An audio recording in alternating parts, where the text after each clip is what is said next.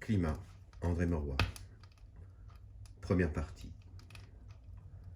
Philippe Marcenat à Isabelle de Cheverny. Mon brusque départ a dû vous surprendre. Je m'en excuse et ne le regrette pas. Je ne sais si vous entendez, vous aussi, cet ouragan de musique intérieure qui s'élève en moi depuis quelques jours comme les hautes flambées de Tristan. Ah, que je voudrais m'abandonner à la tourmente, qui avant-hier encore, dans la forêt, me jetait vers votre robe blanche. Mais j'ai peur de l'amour, Isabelle, et de moi. J'ignore ce que René, ce que d'autres ont pu vous apprendre de ma vie. Nous en avons quelquefois parlé, je ne vous ai pas dit la vérité. C'est le charme des êtres nouveaux que cet espoir de transformer pour eux, en le niant, un passé que l'on eût voulu plus heureux. Notre amitié n'en est plus autant des confidences trop flatteuses. Les hommes livrent leur âme, comme les femmes leur corps, par zones successives et bien défendues, l'une après l'autre. J'ai jeté dans la bataille mes troupes, les plus secrètes, mes souvenirs véritables forcés dans leur réduit, on se rendre et paraître au jour. Me voici loin de vous et dans la chambre même où j'ai passé mon enfance. Au mur est accrochée l'étagère chargée de livres que ma mère, depuis plus de 20 ans, garde pour l'aîné de mes petits-fils, dit-elle. Aurais-je des fils?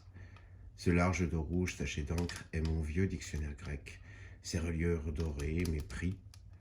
Je voudrais tout vous dire, Isabelle, depuis le petit garçon tendre jusqu'à l'adolescence cynique, jusqu'à l'homme blessé, malheureux. Je voudrais tout vous dire, avec naïveté, avec exactitude, avec humilité. Peut-être, si j'achève d'écrire ce récit, n'aurai-je pas le courage de vous le montrer. Tant pis. Il n'est pas inutile, fût-ce pour moi seul, de faire le bilan de ce qu'a été ma vie. Vous souvenez-vous qu'un soir, en revenant de Saint-Germain, je vous ai décrit Gandumas. C'est un pays beau et triste. Un torrent traverse nos usines, construites au fond d'une gorge assez sauvage. Notre maison, petit château du XVIe siècle, comme on en trouve beaucoup en Limousin, domine une lande de bruyère.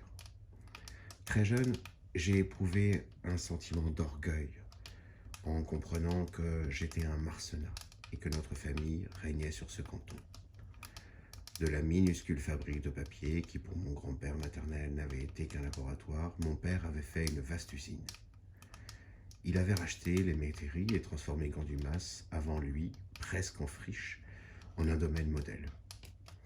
Pendant toute mon enfance, je vis construire des bâtiments et s'allonger le long du torrent le grand hangar de la pâte à papier. La famille de ma mère était limousine. Mon arrière-grand-père, notaire, avait acheté le château de Gandumas quand on l'avait vendu comme bien national. Mon père, ingénieur lorrain, n'était dans le pays que depuis son mariage. Il y avait fait venir un de ses frères, mon oncle Pierre, qui habitait Chardeuil, le village voisin. Le dimanche, quand il ne pleuvait pas, nos deux familles se donnaient rendez-vous aux étangs de Saint-Thirier. Nous y allions en voiture. J'étais assis en face de mes parents, sur un strapontin étroit et dur. Le trot monotone du cheval m'endormait. Je regardais pour me distraire son ombre qui, sur les murs des villages ou sur les talus des routes, se pliait, avançait ou dépassait, puis, au tournant, se reformait derrière nous. De temps à autre, une odeur de crottin, qui reste dans mon esprit comme le son des cloches liées à l'idée du dimanche, nous enveloppait comme un nuage, et de grosses mouches venaient se poser sur moi. Je haïssais les côtes plus que tout. Alors le cheval se mettait au pas et la voiture montait avec une insupportable lenteur, tandis que le vieux cocher Thomasson faisait claquer sa langue et son fouet. À l'auberge, nous trouvions mon oncle Pierre, sa femme et ma cousine Renée, qui était leur fille unique. Ma mère nous donnait des tartines de beurre et mon père nous disait « Allez jouer !» Nous nous promenions. René et moi, sous les arbres ou au bord des étangs, et ramassions, chacun de notre côté, des pommes de pin et des châtaignes. Au retour, René montait avec nous et le cocher abattait pour qu'elle eût une place les rebords du strapontin. Pendant le trajet, mes parents ne parlaient pas. Toute conversation était rendue difficile par l'extrême pudeur de mon père qui semblait souffrir dès qu'un sentiment était exprimé en public. Quand nous étions à table, si ma mère disait un mot sur notre éducation, sur l'usine, sur nos oncles, ou sur notre tante Cora, qui habitait Paris, mon père lui montrait d'un geste inquiet le domestique qui changeait les assiettes. Elle se taisait.